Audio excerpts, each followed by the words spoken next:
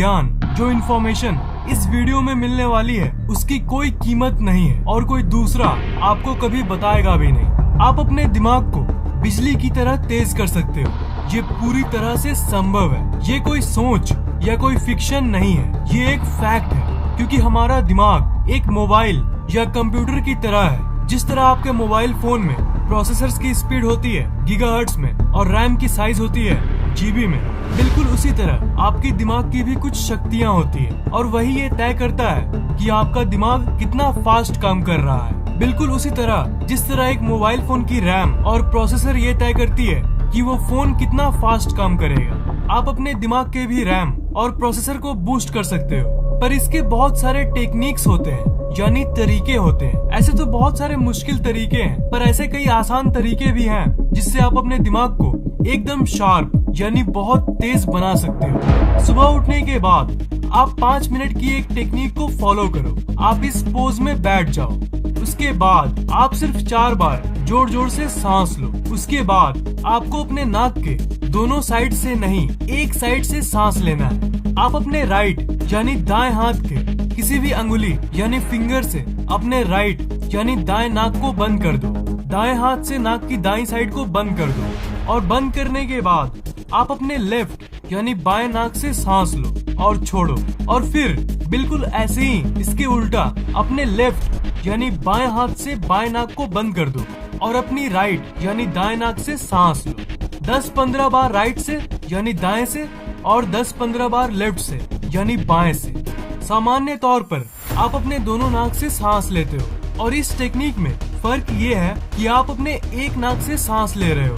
और ये ध्यान रखना कि सांस आपको जोर जोर से लेना है, मतलब जैसे आप नॉर्मली यानी सामान्य तरीके से लेते हो वैसे नहीं लेना है। आप जोर जोर से जितनी हवा अपने अंदर खींच सको उतना खींचना। कम से कम 5 मिनट के लिए ये डेली जरूर करो। जब आप अपने लेफ्ट यानी बाएं नाक को बंद करके सिर्फ दाएं नाक से सांस लेते हो, तब वो ऑक्सीजन आपके दिमाग की लेफ्ट हेमिस्फीयर यानी बाएं तरफ के दिमाग में जाती है और आपके दिमाग की उस लेफ्ट यानी बाएं साइड की ऊर्जा को बढ़ाती है। और आपकी जो लेफ्ट साइड की ब्रेन है वो आपके दिमाग की लॉजिकल कैपेबिलिटी यानी तार्किक क्षमता को कंट्रोल करती है। मतलब अगर आपकी मैथ्स और साइंस जैसी सब्जेक्ट्स कमजोर है तब आपको ये प्रैक्टिस करना चाहिए। इससे आपकी लॉजिकल एबिलिटी बढ़ेगी। तब आपको ये सब्जेक्ट्स बिल्कुल बच्चों का खेल लगने लगेगा। लॉजिक बढ़ने से आप बहुत तेज हो जाओगे, मतलब आपको कोई भी डिसीजन लेने में दिक्कत नहीं होगी। आपको झट से समझ आ जाएगा कि आपको ये करना चाहिए या फिर ये करना चाहिए। जब आप अपने दाएं नाक को बंद करके बाएं से सांस लेते हो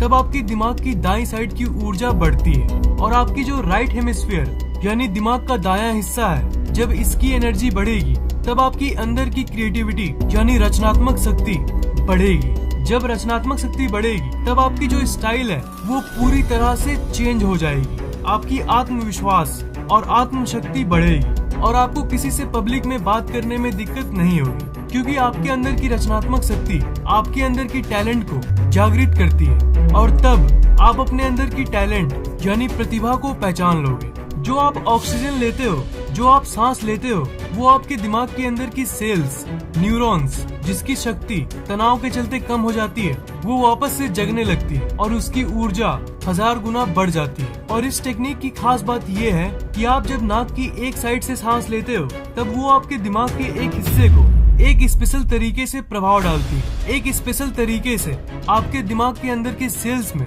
वो ऑक्सीजन पहुंचती है और उसी के चलते आपके दिमाग में मौजूद न्यूरॉन्स के बीच जो कनेक्शन है वो और भी मजबूत हो जाती है। दिमाग को अगर आपको तेज करना है और अगर आप चाहते हो कि आपकी दिमाग अपनी पूरी ताकत के साथ काम करे, तब आपको एक अच्छी नींद की जरूरत है। अच्छी नींद के बिना आपकी जो दिमाग की इफिशियंसी है वो कम हो जाती है। मतलब आपकी ब्रेन 1 सेकंड में कितनी चीजों को समझ सकती है, वो जो शक्ति है वो बहुत कम हो जाती है।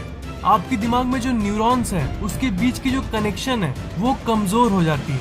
आप ये कैसे पता करोगे कि आप जो डेली रात को सोते हो उस समय की नींद अच्छी थी या खराब? इसका आंसर यानी इसका उत्तर ये है कि अगर आप जब सुबह उठते हो उस समय आप पूरी तरह से एनर्जेटिक महसूस करते हो, तब आप एक अच्छी नींद में सोए थे। पर मैं ये श्योरली कहता हूँ कि आप लोगों में से कुछ ही लोग सुबह सुबह ऐसा महसूस करते होंगे। ज्यादातर लोग तो सुबह उठने के बाद भी हल्का सा थका हुआ महसूस करते हैं। नींद हमारी जिंदगी की सबसे जरूरी चीजों में से एक है और आपकी दिमाग पूरे दिन किस ऊर्जा के साथ काम करती है वो आपके नींद पर बहुत ज्यादा डिपेंड करती है। आप ये तो कहते हो कि आपको मानसिक स्तर पर थकान महसूस हो रही है, पर आपको ये भी जान लेना चाहिए कि अगर आपकी दिमाग रात के वक्त ठीक से रिपेयर नहीं होगी, मतलब अच्छी नींद नहीं मिलेगी, तो आपका दिमाग पूरी फुल पावर में कैसे काम कर सकता है। जब आप रात में सो रहे होते हो तब आपकी दिमाग की हीलिंग प्रोसेस चल रही होती है, मतलब दिन भर के काम करने के बाद आप जो थक जाते हो वो रिचार्ज होती है, बिल्कुल एक बैटरी की तरह। जब आप सोने जाते हो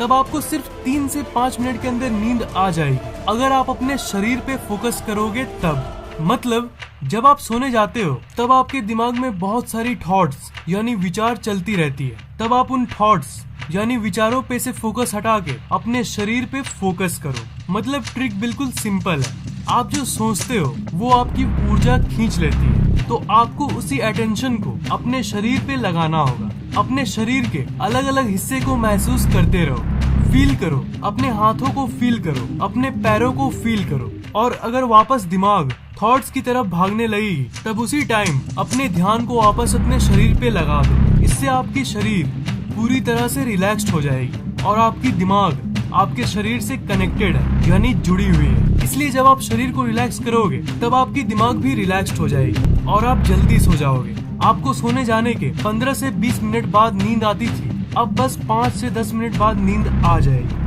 और अगर आप इस फोकस वाली ट्रिक से सोओगे तब आपकी नींद काफी गहरी होगी, क्योंकि आप अपनी ऊर्जा बिना मतलब वाली थॉट्स पर खर्च नहीं रहे हो। और अगर आपको गहरी नींद आएगी तब आपकी दिमाग की पावर बहुत बढ़ जाएगी। दूसरे वर्ड्स में कहूँ तो दिमाग तेज हो जाएगी। एक वीडियो में मैंने आपको सोने के पहले उन चीजों के बारे में सोचने को कहा था जो आप अपनी जिंदगी में अट्रैक्ट करना चाहते हो। उस टेक्निक को प्रैक्टिस करने के बाद आप इस टेक्निक को प्रैक्टिस करना, मतलब जो आप चाहते हो उसे सोचने के बाद जब आप फाइनली ये तय कर लोगे कि हाँ अब मुझे सोना है, तब उस समय जब बेमतलब के रैंडम थॉट्स आपके दिमाग में आती रहती है, उस समय आप अपने शरीर पे ध्यान लगाने वाली ट्रिक को प्रैक्टिस करना। डैफ्न बवेलियर जो यूनिवर्सिटी ऑफ रोचेस्टर के एक रिसर्चर है और रिचर्ड डेविडसन जो यूनिवर्सिटी ऑफ विस्कॉन्सिन मेडिसिन के एक रिसर्चर हैं, उन दोनों ने कई महीनों के रिसर्च के बाद एक आर्टिकल को पब्लिश किया जिसमें उन्होंने ये कहा था कि गेम्स आपकी मेंटल फंक्शनिंग यानी आपके दिमाग की सोचने की शक्ति को बढ़ाता है, आपकी लर्निंग एबिलिटी यानी किसी चीज को जल्दी से सीखने की क्षमता को डेवलप करता है, और आपकी इमोशनल इंटेलिजेंस यानी गेम्स खेलने से आपकी भावनात्मक बुद्धि बढ़ती है।